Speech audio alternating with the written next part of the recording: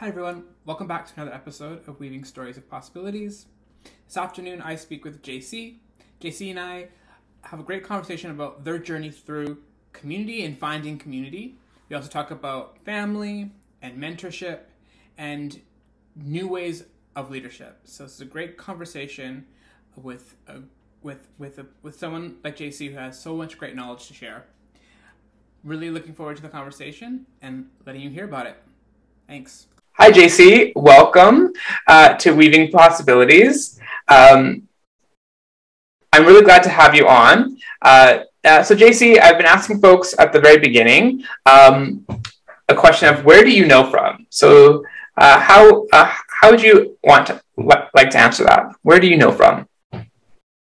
Yeah, that's really cool. Hey, Tyson. Thanks for having me. It's just really nice to be here with you and exploring some of these awesome questions. And when I think of that question, where do I know from? I automatically think of my home community, which is in Northern Alberta. The things that I grew up around, the places and the people and the stories. I'm also I'm one of five. In total, I'm the only daughter of, having grown up with brothers. So that definitely has an influence in where I know from. And I'm a mother. So I have a 19-year-old and a 14-year-old. Soon to be 19, she's 18. So being mom really, really shines through in how I know things. I guess also just my womanness, my Cree-ness. I'm Cree, Bush Cree or Woodland Cree. And, I think of my cookums and my grandmothers and how they conduct themselves.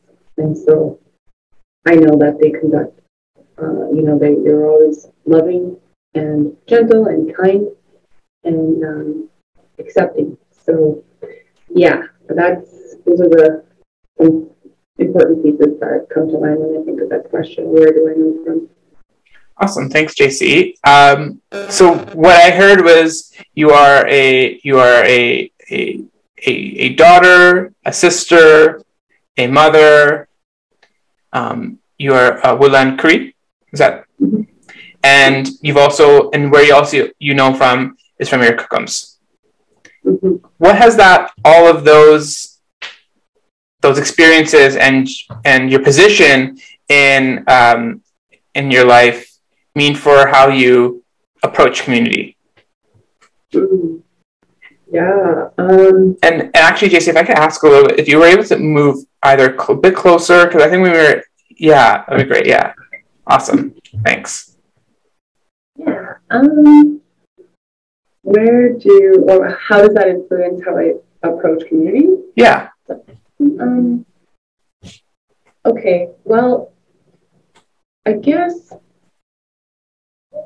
as a young girl, it was always awesome to come together to celebrate, whether it was, birthdays or dances or round dances on the reserve in Wabasca. There was always food, and I guess viewing what community has been shown to me, observing how community expressed itself. Influenced how I define it, and what I think it's made out of, or it's made up of. I know, looking at the major transitions in my life when I left home, I was 14 years old, and I moved to the nearest urban center, and it's a huge culture shock, and I didn't have any family around. I didn't have, my friends either, and I moved into a home where I just met this woman. She was like a boarding student, basically. Mm. And so there was a lot of isolation there, and it took a while to find my people and, like, you know, find that community again. So I think that's why I got into community, was because I experienced what it's like to leave my home community in order to, you know, go to school, you know, access different things that should be readily available for me back home, but wasn't. So I come with that, like, experience of feeling that isolation and loneliness and needing that connection and that, like, sense of belonging. So, and the same thing happened when I moved out here to Milkins, Calgary. You know, I drove, I rented a U-Haul, and it was like, it couldn't go fast. It took me like more than half a day to make it here. And then arriving and seeing the landscape, I was just like taken aback how beautiful it was. It wasn't the first time I've been out here, but I was seeing it from a different perspective, where I was starting a life with my girls out here on my own, and what am I going to find for community? So I've always, like, you know,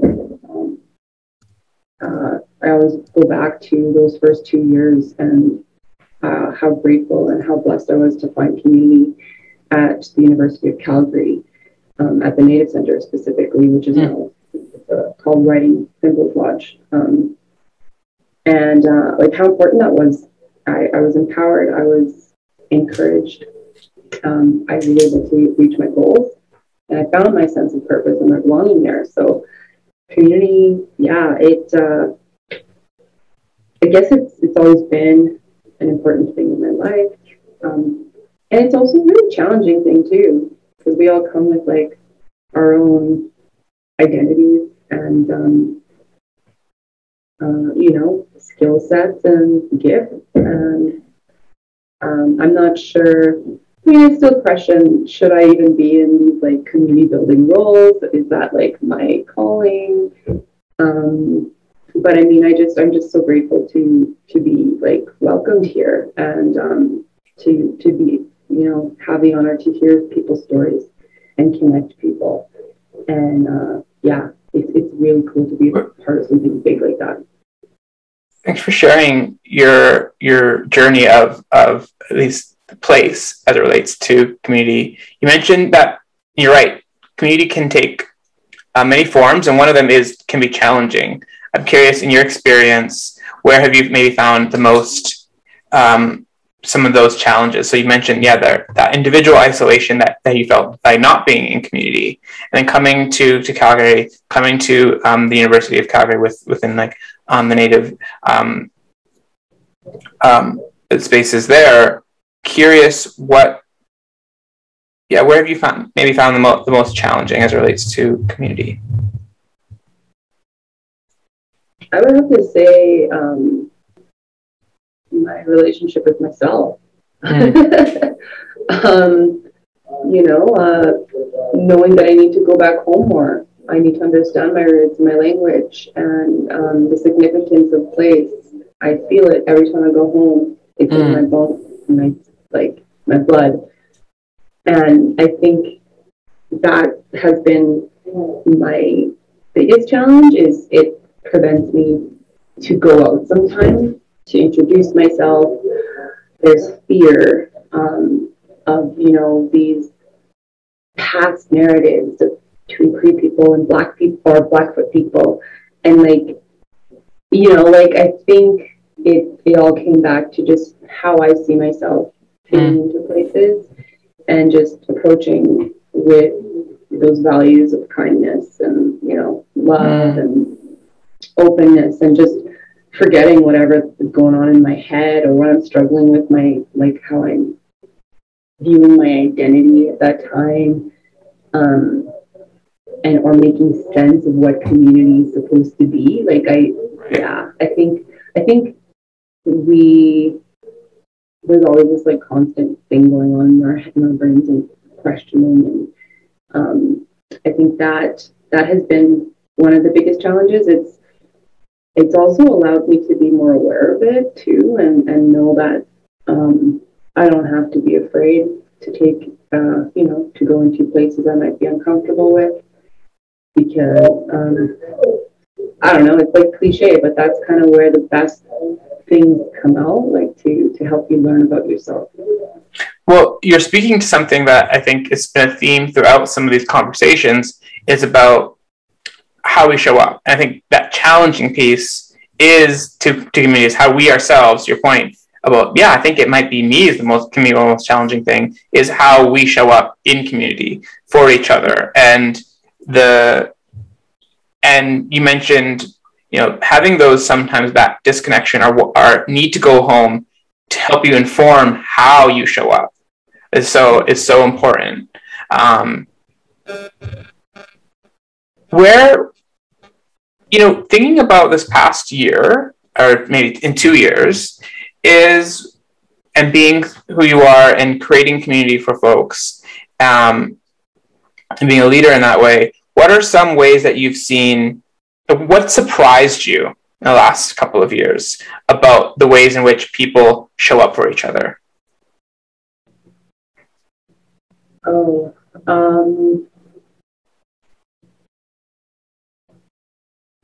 I guess unfortunately I don't hate, but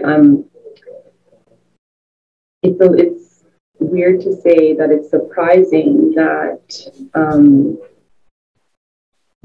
people, took it upon themselves to show up for themselves in a way where they were taking on an incredible hobby, finishing their master's degree thesis, and I'm talking about the past 2 years being the pandemic and how we were all experiencing a lot of isolation. And unfortunately, I wasn't really like one of those people. And that surprised me, that I was feeling like surprised by that. And I'm like, no, we all should be,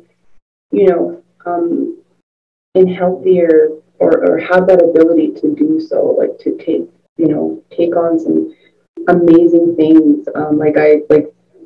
Friends of mine became sober, and so it really surprised myself personally that I'm like, okay, why is it surprising? First, am I like, it brought up some traumas, is what I'm trying to say, and some like areas in my life where I figured, man, these are things I need to change. These are things I need to deal with and accept about myself, and let go, just like finally blow it off the shoulders, right?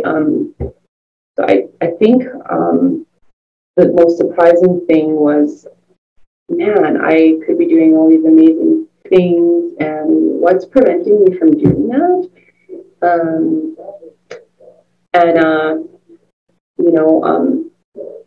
I was surprised, I guess, just seeing like all these awesome positive stories, and I'm like, it made me feel a little bit bad, but I also recognize that I have a lot of work to do for myself personally, and I mean, I need to be in service in a better way, or in service and show up with my best self, and so that's one thing that surprised me, I guess. Kind of went off on a different road there, but no, I mean, I think as someone who spent the pandemic also in, I think, isolation, and for me, it ended up being a result of deep reflection on who I am, or what do I want, or what are my needs. So I also didn't come out of this with any new fancy hobbies or a big shift in my life. But I guess to your point about the topic about showing up, though, is, and I guess it's a challenge to anyone who's listening who has said, I was able to sort of hone this new skill or create this or cultivate this. What does that mean then to use for community, to use those, like, it's like, because you said, like, there were a lot of individuals, like, it was very individualized, some of that, because we were isolated. And so it's like, how do we still show up in community with these maybe new tools that we've learned, and realizations? Yeah, so I feel like it's allowed me to, oh man, I just was on like a thought there. I guess, being surprised by that aspect of the last 2 years, it showed me that the possibilities, I suppose, the possibilities of what I need, it kind of shone light into areas I need to put more attention to. Yes. And so ultimately it was, you got to put more attention to just being okay with yourself, spending time with yourself, and in order to be my best self, to keep that balance of that grounding. And I don't have I have like different practices that I instill in my regularity, but I also know that I do want a career shift maybe. I also know that I need to spend more time one-on-one with my girls. And I need to foster or nurture different areas of my life. And it was I mean, that's a positive out of, coming from a place of like beating myself down or whatever, like, but I think it allowed me to just slow down and really go back to realigning and even not some realigning, but just understanding that I've neglected that, nurturing of myself in some senses, yeah. So why is this important to the community? Was that Sure. the question? Yeah, well, what now that or not, maybe not now that, but like that understanding of, oh, I feel like these are more time with my girls or more time with myself. What does that then do for you to help show up?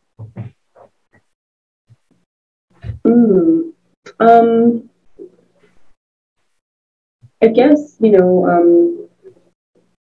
it helps me to understand what I can and can't do. It helps me to say, hey, even if this is important, or even if these are things that it's part of your job, if you spread yourself too thin, then you can't be of service. So it's shown me that it doesn't have to be that way all the time. I raised my girls as a single parent for a good chunk of 8 years or whatever, and I don't know. I think it was always like, if I didn't have to tend to all these things, there was always something else that I needed to tend to or get organized or whatever, and I didn't have that moment, and I feel like I still kind of carry that into some spaces of being, and I think how that can help when I show up in community is just reminding myself to have that self-reflection again and slow things down and really just be intentional with how I put my energies in places.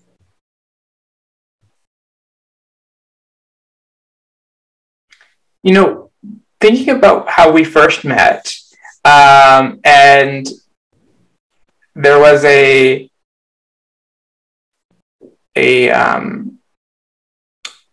was through a mentorship role between you and I. And I'm curious a little bit about the mentor, like you talk about cultivating, and I'm curious, like, who are you either and a mentor to? And maybe it's not the mentor in the traditional sense, but mentor to. yeah, who are you leading? Well, I mean, that word is, it's interesting. Because I remember when we first met, and I'm like, how am I the mentor? I should be the mentee, you know, like, and then I volunteered with Canada Bridges Youth and Transition program. They had, you know, this awesome thing where, you know, Indigenous youth coming to the city for the first time get paired with folks who have, you know, want to help or have similar lived experiences. And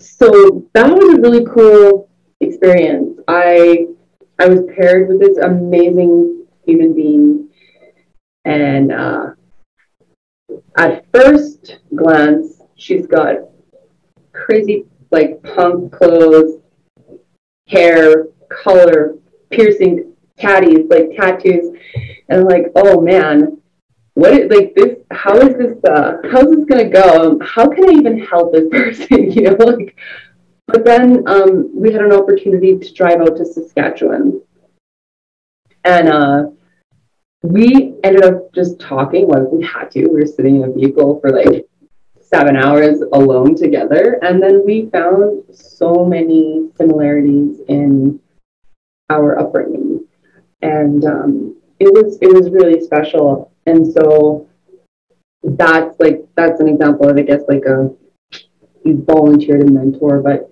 I mean, outside of those kind of avenues, obviously my daughters, right? Like, but I don't know if that counts. I mean, as a parent, that counts. But I don't know who else. I mean, I like helping my younger cousins and my older cousins. You know, I get a lot of support from, especially my, well, my daughters would call them their aunties. So I have like a really strong group of female cousins, and they support me in a lot of ways that they might not even be aware of. And you know, as some, like, I just want to show up that way for them, and I hope I do. Yeah, so I don't work specifically with youth. Okay. I work maybe more with like stakeholders or youth programmers who have like that skill set of working and helping younger people. But I mean, I don't think that it necessarily, I mean, that's maybe a traditional norm of, hey, if you're a mentor, the other people are less experienced, younger, or whatever, right? Yeah. There's definitely not like a binary of like what that's supposed to look like, for sure. Yeah, so like I don't know. I mean, it would be really cool if and actually I have had some older people approach me in the community, folks who are considered elders, to like assist with something, or they had a question, or they needed a connection. So I feel like I'm a mentor in that way.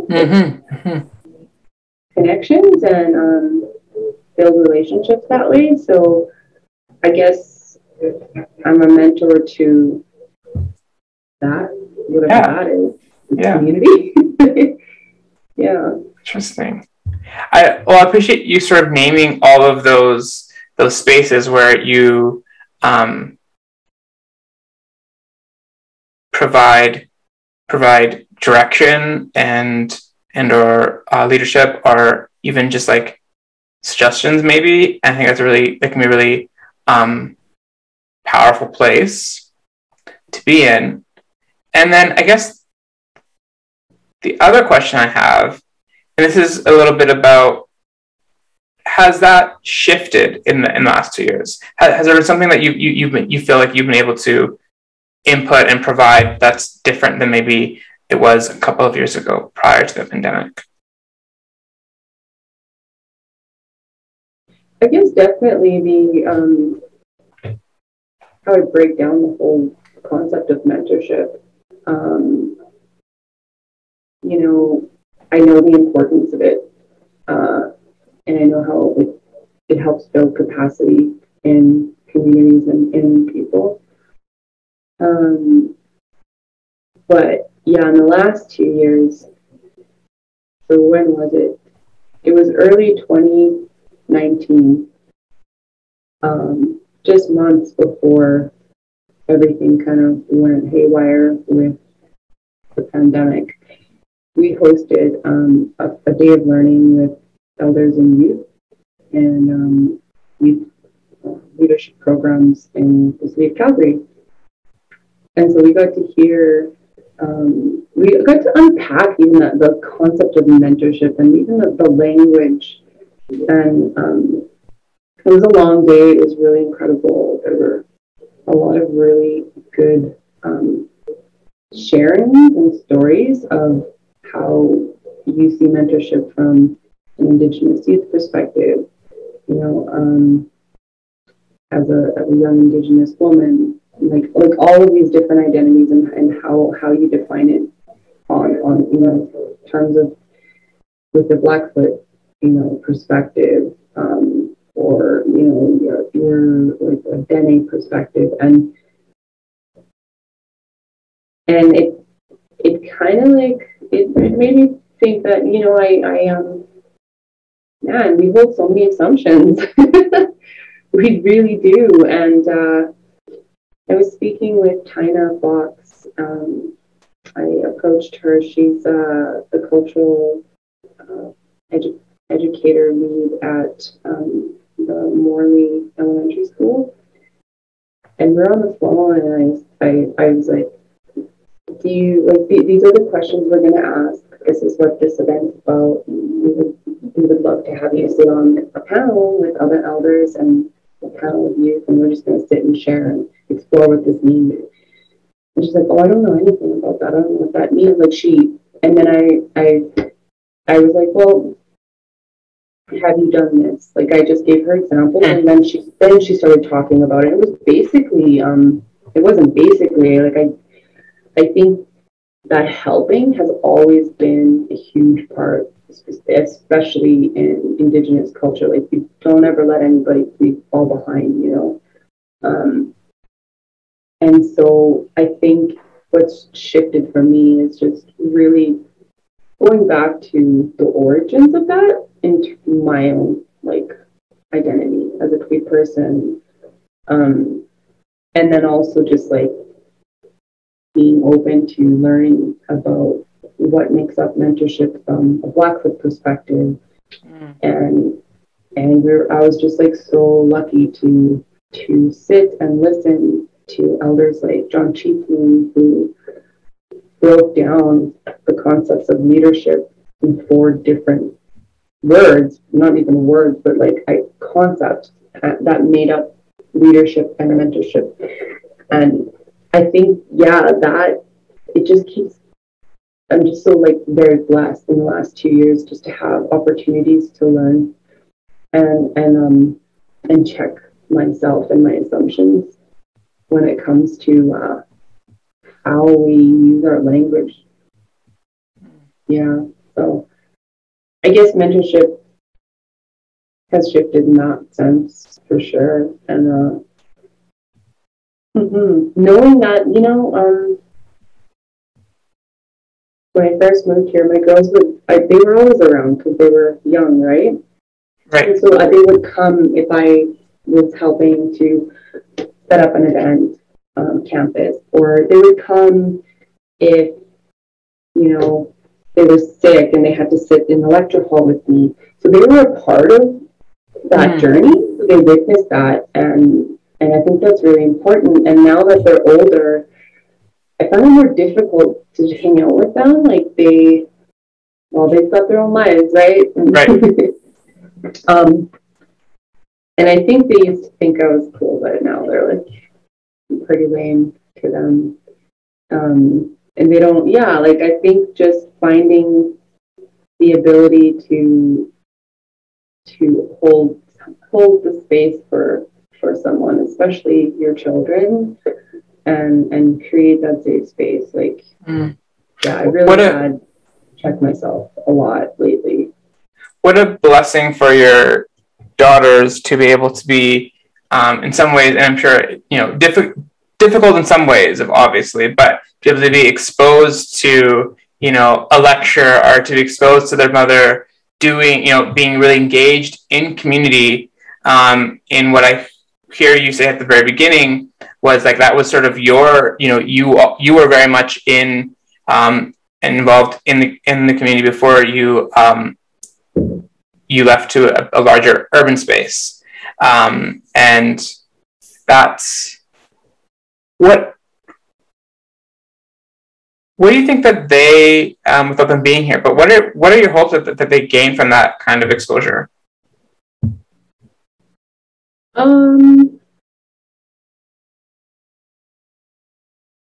Well, positive ways to conduct themselves, I guess. Going into situations where you want to help, you support in any way that you can. I want them, and I think, you know, I mean, I think maybe I'm a traditionalist by heart or whatever, but like I think back in the day, you didn't separate these things, you know. You didn't put the kids in rows in a classroom. They learned alongside you. They learned by observing everything that you did and how you related yourself to, you know, in relation to, you know, how you respect the land, or, you know, all this kind of stuff, how you respect yourself. And so I think like that is my biggest hope, is that they can see the important positive things that I've done or shown them, and use that to balance themselves as they walk into, you know, their transitions of like older women, young women. Yeah. And I don't know if that answers your question. Sorry. No, that's that you answered it the way that you felt like you needed to, and I appreciate that. And I guess, but you did answer my question in that, and that they have a really great role model there. And you mentioned a little bit, you touched on something about the sense of community, or like that sense of being exposed to community, and that children have learned, or children could, you know, that where they learn from should be their parents, in a lot of ways. I mean, obviously lots of people, it takes a community, of course, but I wonder if that's been something that, what do you think about that being something that people have learned this past year? Having, you know, their children being so close to home. Yeah, I think maybe a lot of people have learned the importance of relying on the aunties and uncles, you know, and like the grandparents. And you know, traditionally, from like I think most Indigenous cultures, there are life stages where you utilize the aunties and uncles at a certain time, you know, like there's different purposes at different life stages to have the, you know, grandparents come in and raise the baby and all that stuff. I think that a lot of people who, I don't know, I mean, like we're spending a lot of time together, me and my daughters and my partner, and what can I say about what we learned? man, I don't know. I guess we learned that we need space. I don't know. Sorry, what were you asking again? Like, what is one thing? Well, I guess, I mean, it could be specifically to your experience, but what do you think it means for us culturally to be able to have been a bit more exposed to each other a little bit more than maybe we used to? Or the idea of like parents being, having to be, and specifically mothers, having to be more closer to their children in proximity because of the pandemic. Yeah. I guess one thing we could maybe learn is that, like, how important it is to have a stranger smile at you in the street, because we're so isolated, right? And like that neighborliness. I think I think that might be on some minds, like, maybe you got to know your neighbor a bit better, right? Or you got to finally chatting up that person at the dog park that you've seen walk their dog for the last 5 years, right? Like, so I think it, in being isolated during the pandemic, it showed us that real need and desire to connect in any way that we can. And obviously everything on social media, and how there's like micro communities there, and I think just like how innovative as well we've become with technology, specifically like communicating online, telling stories to all these different ways. It would be really cool to see like how many podcasts popped up over the last 2 years. Like, right, are we at 1 billion now? Like, I don't know. Yeah. Where do you see community, specifically the ones that you're part of, moving forward? What does that look like? Or what do you hope for?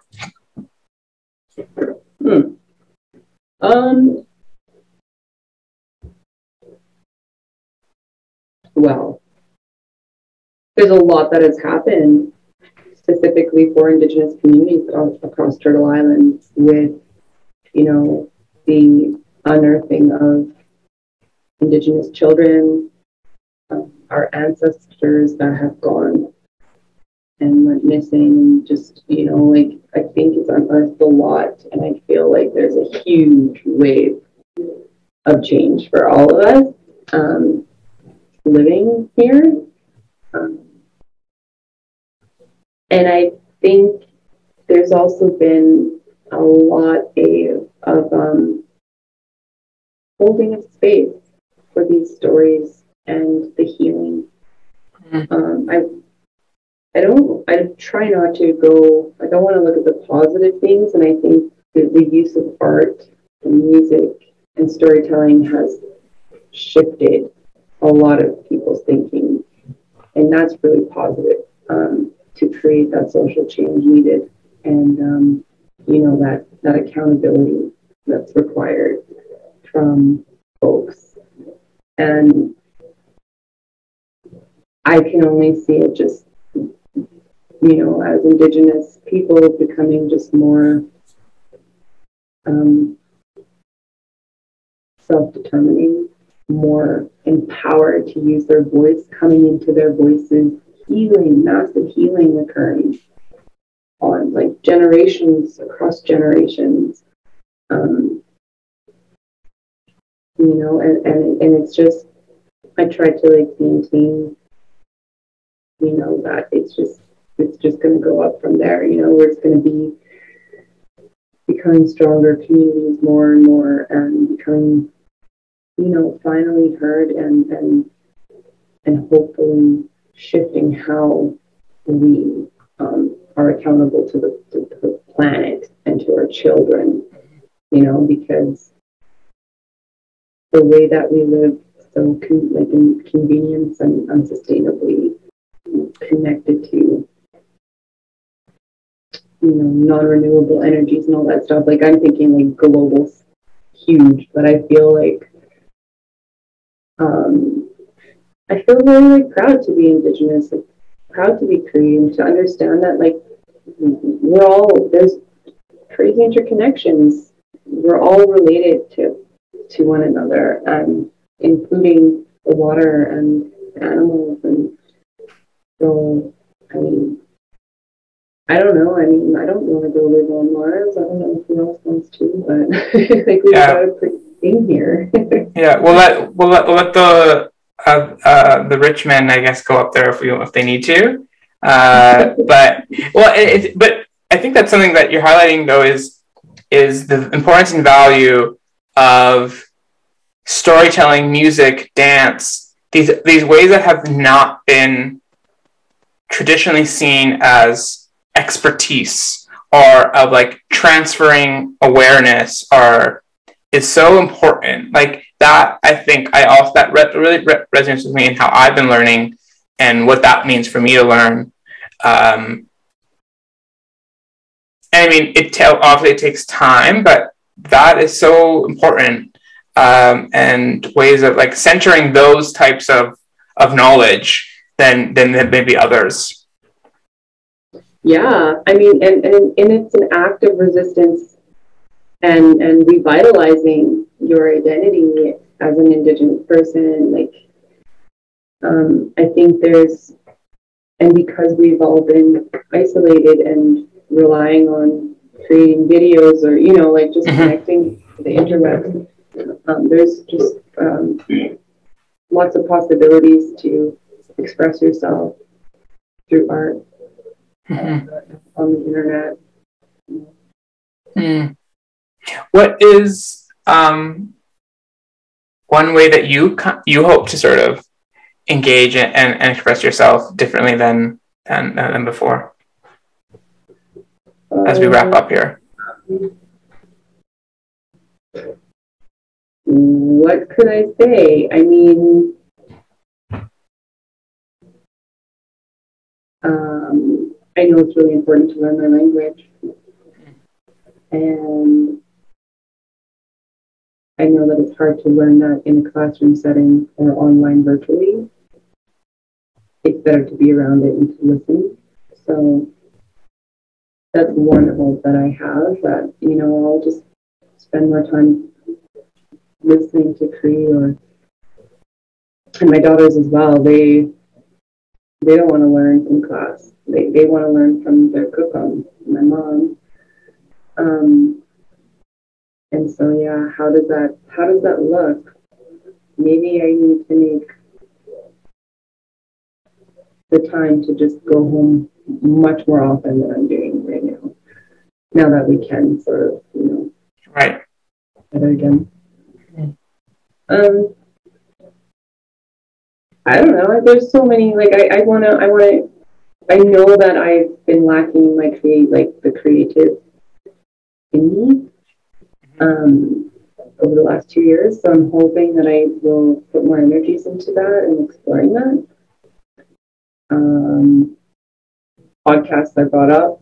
I came up with this idea with my partner, the name, the topics for a podcast, and wrote out an application, didn't complete it, and deadline passed, and it's come back again, and I'm just like, I don't know.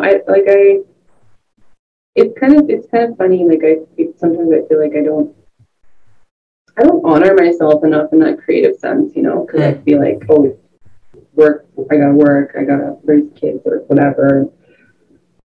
Yeah, I think I'm just really hoping that I'll put the right energies in those more positive things and creative things for myself. I think that's important to demonstrate too. So. Right. Well, I encourage you to hit send on an application around a podcast, because I think you have so many great things to say and knowledge to share. And thank you for joining me to talk a little bit about what's possible. And thanks so much, Jacie. I appreciate it. You're welcome.